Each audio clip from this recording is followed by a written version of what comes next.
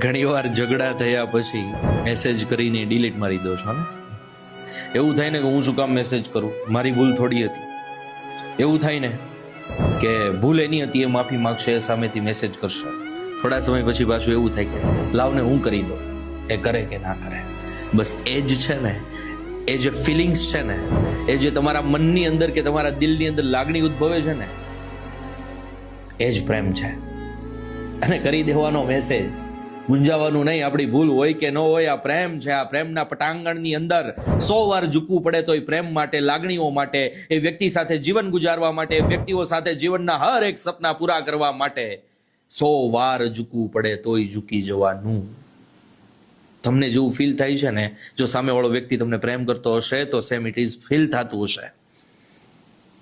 એ ઝૂકે ન ઝૂકે, એકાદા વ્યક્તિને તો એ ઈગો મૂકવો જોશે અને ઝૂકવું